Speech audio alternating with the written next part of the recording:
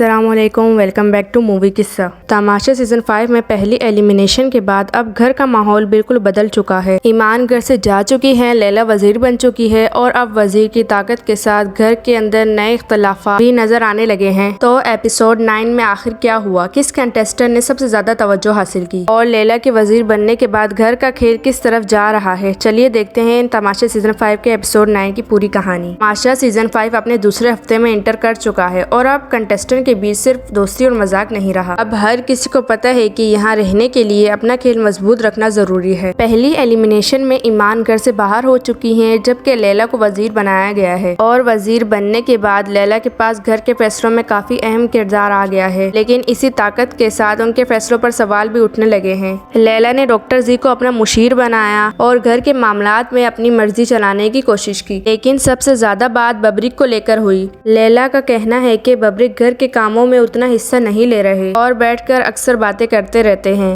और यहाँ से एक नया सवाल पैदा होता है, क्या लैला वाकई वजीर होने की जिम्मेदारी निभा रही हैं या फिर बबरिक के साथ उनका रवैया कुछ ज्यादा सख्त हो रहा है। लैला की तरफ से बबरिक पर बार बार सवाल उठाया जा रहा है, जबकि बबरिक भी अपनी जगह पर खुद को गलत समझने के लिए तैयार नजर नहीं आता। सबसे इंटरेस्टिंग बात यह है कि घर के बाकी कंटेस्टेंट भी इस मामले में अलग अलग सोच रखते हैं। कुछ लोग लैला की तरफ नजर आते हैं और कुछ को लगता है कि बबरिक को निशाना बनाया जा रहा है। लेकिन अगर बबरिक की बात करें तो एक बात जरूर कहनी पड़ेगी, बबरिक इस वक्त उन कंटेस्टेंट में से हैं जिनके बारे में घर के अंदर भी बात हो रही है और बाहर भी लोग उनके खेल को समझ रहे हैं। उनका अंदाज दूसरे कंटेस्टेंट से काफी मुख्तलिफ है। वो हर बात पर फौरन जवाब देने के बजाय कई बार सोच समझ कर बात करते हैं। इसी वजह से कुछ लोग उन्हें इस सीजन का मजबूत खिलाड़ी भी समझने लगे हैं। लेकिन सवाल ये है, क्या बबरिक इसी तरह आगे भी अपना खेल मजबूत रख पाएंगे।